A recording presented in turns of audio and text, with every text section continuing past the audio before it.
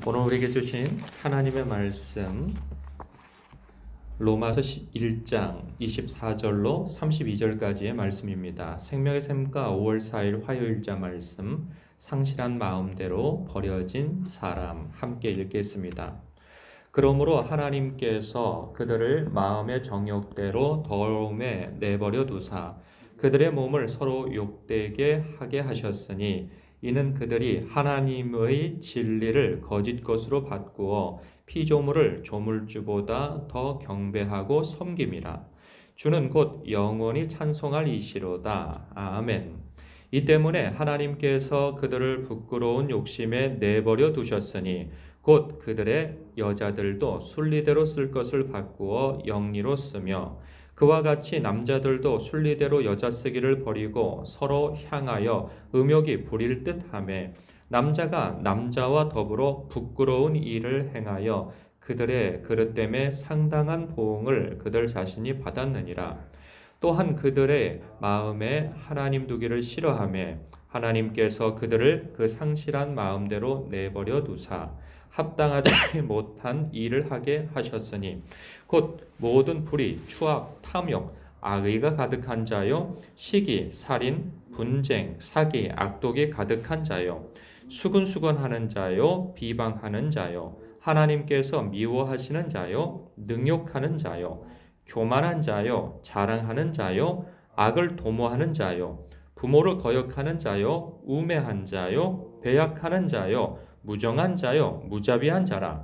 그들이 이 같은 일을 행하는 자는 사형에 해당한다고 하나님께서 정하심을 알고도 자기들만 행할 뿐 아니라 또한 그런 일을 행하는 자들을 옳다 하느니라. 아멘.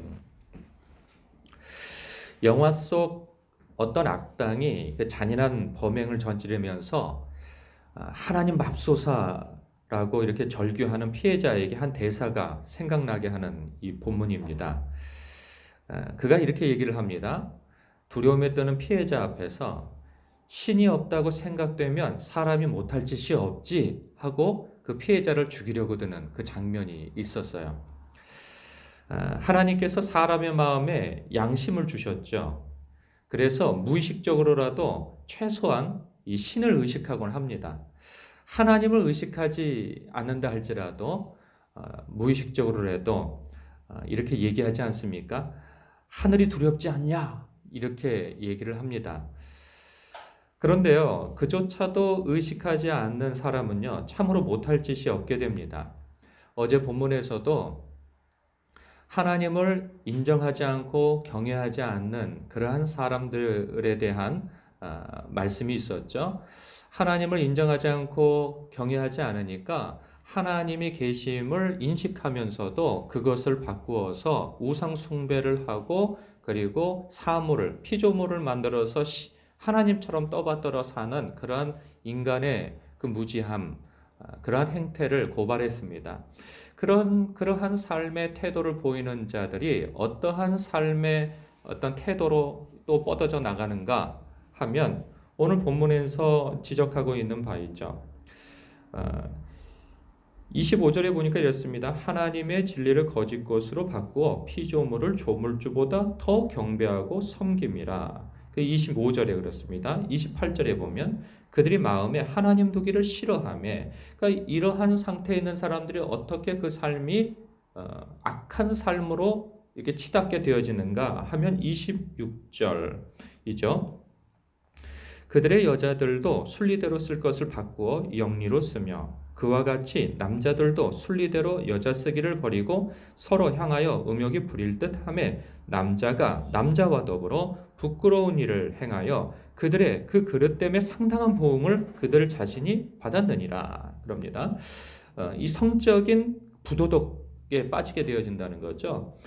그 고대 시대 때나 지금이나 여전히 동성애 문제가 늘 사회적으로 만연하게 되어진 것을 보게 되어지는데 오늘날은 더 동성애가 이렇게 옛날보다 더 이렇게 막 흥황하고 더 이렇게 사회적 문제가 되는 것처럼 보이지만 사실 과거나 지금이나 똑같은 비중에서 그 문제가 있을 뿐인 것이죠. 다만 왜 우리 마음에 오늘날이 과거보다 더 이렇게 성적인 부도덕한 일들이 더 많은 것처럼 보이는가 하면 그것은 이렇게 미디어의 어떤 발달 때문인 것이죠. 그런 것들이 계속 퍼날르고 사람들에게 알리고 하니까 어, 오늘날이 더 그러한 일들로 죄가 더 만연한 것처럼 보이지만 실상은 알려진 것, 더 많이 알려졌다 뿐이지 그 죄의 비중은 과거나 지금이나 크게 달라지지 않았다는 사실입니다. 이러한 일들을 부끄러움 없이 이렇게 계속 날르는, 그러니까 하나님이 그 마음에 없는 사람들에게서 나타나는 성적인 부도덕한 일들에 대한 고발이 나옵니다. 그런데 이 동성결혼만 문제가 되어지는가? 그렇지 않다는 거예요. 인간의 죄악상을 더 고발합니다. 그래서 29절부터 보면 이렇습니다. 곧 모든 불의, 추악, 탐욕, 악의가 가득한 자요, 시기, 살인, 분쟁, 사기, 악독이 가득한 자요, 수군수군하는 자요, 비방하는 자요, 하나님께서 미워하시는 자요, 능욕하는 자요, 교만한 자요, 자랑하는 자요, 악을 도모하는 자요, 부모를 거역하는 자요, 우매한 자요, 배약하는 자요, 무정한 자요, 무자비한 자라. 그렇습니다. 이러한 일들이 만연하죠. 그러니까 저도 가끔 그런 생각을 하게 되어집니다. 내가 하나님을 믿지 않고 예수님을 믿지 않고 내 안에 은혜가 사라지는 나는 어떤 사람일까? 이렇게 생각해 보면 참으로 여전히 내 안에 악이 도사리고 있다는 사실을 발견하게 되어집니다. 그런 것처럼 애초의 삶 가운데 그 배경 속에 하나님이 인식되어지지 않는 사람들에게서 나타나는 그 죄악상은 이렇다는 것을 고발하고 있는 거예요. 그런데요, 어디까지 또 치닫게 되어지냐면 이 죄가 32절에 보니까 이렇습니다. 그들이 이 같은 일을 행하는 자는 사형에 해당한다고 하나님께서 정하심을 알고도 자기들만 행할 뿐만 아니라 또한 그런 일을 행하는 자들을 옳다 하느니라. 이런 거 느껴지시죠? 영화, 그리고 드라마, 연극, 그리고 각종 문화라고 하는 미명 아래 행하는 그러한 음란하고 우상숭배적인 그러한 것들을 얼마나 많이 알리고 있습니까? 그러니까 자기들이 그런 심리가 있어요. 나만 죽을 수 없다라고 하는. 그래서 부끄러운 것을 굉장히 영웅시하고요. 아름다운 것으로 포장합니다. 제가 한 30여 년 전인가요? 30년 전만 하더라도 그때는 불륜이 굉장히 유행이었습니다. 그러니까 이렇게 배우자 말고 애인이 없는 사람은 괜히 바보 취급당하고 말이죠. 그런 때가 있었어요. 과거에 무슨 드라마가 하나 있었는데 굉장히 유행했었던 걸로 기억을 합니다. 그래서 그 불륜을 굉장히 아름답게 꾸미고 미화시키는 거죠. 아름다운 사랑, 불륜. 막 그런 것들이 유행되어졌죠. 그런 것들이 방송을 통해서 계속 사람들에게 자극을 줍니다. 그것이 괜찮아, 괜찮아, 아름다운 거야 라고 말이죠. 오늘날은 어떻습니까? 드라마나 영화나 이런 것에서 남자가 남자끼리 키스를 하고 여자가 여자끼리 키스를 하고 한 20, 30년 전만 해도 이러한 것들이 굉장히 생경하고 정말 왜 저런 짓을 하나? 그리고 막 이런 것들이 온 국민적으로 막 반감을 불러일으켰습니다. 근데 그것이 계속 노출이 되어지다 보니까 이제는 아이들도 그럴 수 있지. 젊은이들은 아이고 저런 사랑도 아름답지. 이런 인식으로 점점 변해져 갑니다. 영화에서 얼마나 많은 폭력들이 나타납니까? 그런데 그렇게 폭력을 미화시켜서 그 폭력적인 것이 영웅적이다라는 것으로 드라마나 영화가 얼마나 또 미화시킵니까? 이처럼 하나님 없는 세상은 하나님 없는 그러한 사람들의 태도는 이렇게 나타난다 하는 것이죠. 그런데요, 여기에서 좀 의아한 게 있어요.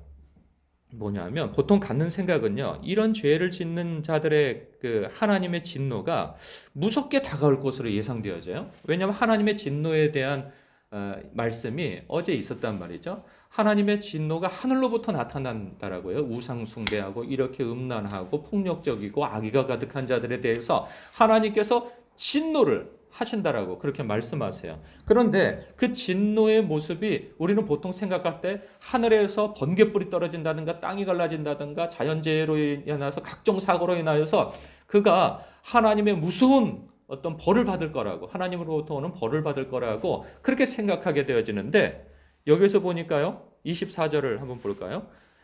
그러므로 하나님께서 그들을 마음의 정욕대로 더러움에 내버려 두셨다는 거예요. 그래서 그들의 몸을 서로 욕되게 하게 내버려 두신다는 거죠.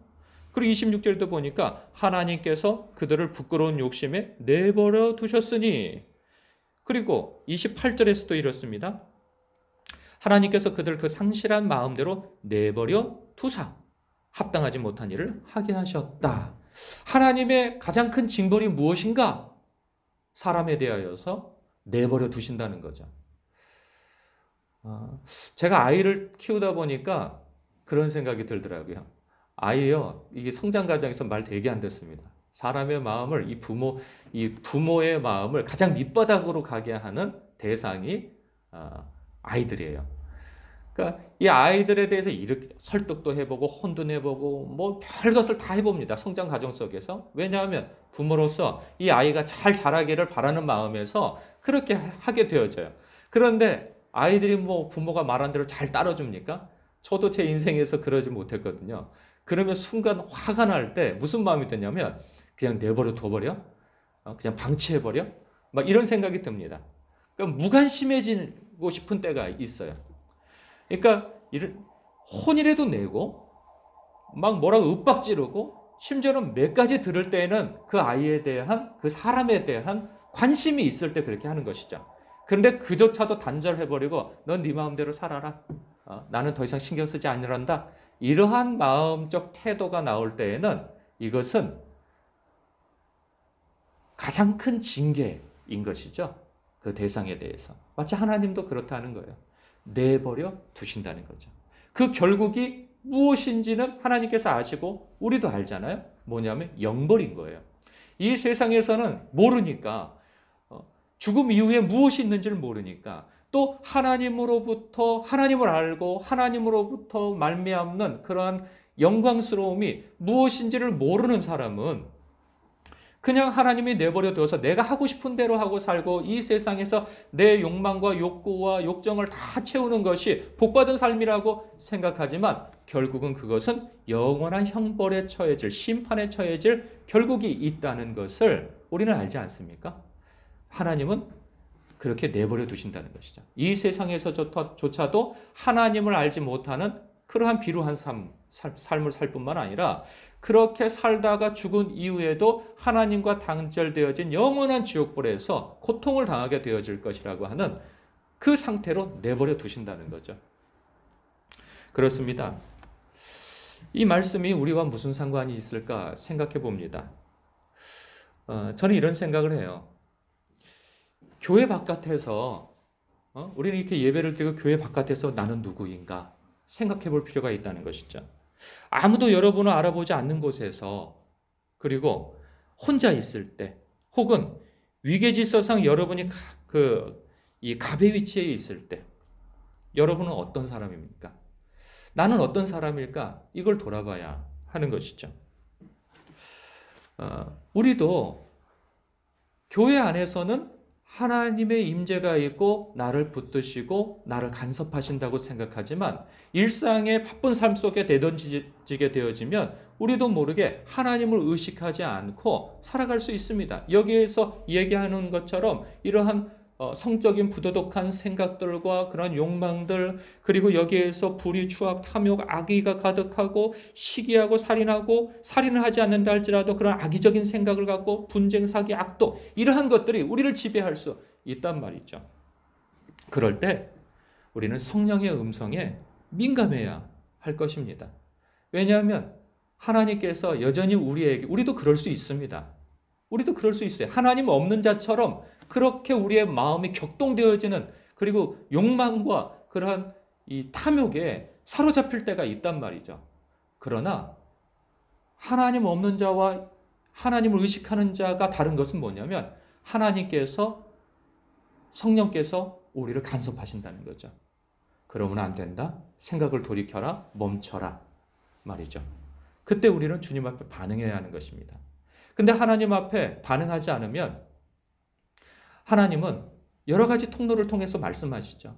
설교자를 통해서, 말씀을 통해서, 기도를 통해서, 혹은 그것도 다 건너뛰게 되어지면 사람을 통해서 붙이시고, 이도 못 알아듣게 되어지면 하다못해 그 발람이 짐승의 소리, 이 당나귀의 소리를 듣고도 그 돌이킬 기회를 갖게 하신 것처럼 그냥 사물을 통해서라도 말씀하신단 말이죠. 그런데 그조차도 하지 않게 되어지면 우리도 역시 여기서 저주받는 인생들처럼 그냥 내버려 두시는 상황에 노출되어질 수도 있다는 사실입니다. 우리도 역시나 두렵고 떨림으로 오늘 하루를 살아가면서도 하나님의 영에 민감하고 하나님의 음성에 민감하여서 내가 거룩하니 너희도 거룩하라 하신 말씀에 따라 우리가 거룩한 삶을 유지하고 경건한 삶을 유지하며 사는 빛과 같은 존재가 되어지시길 주님의 이름으로 축복합니다. 기도하겠습니다.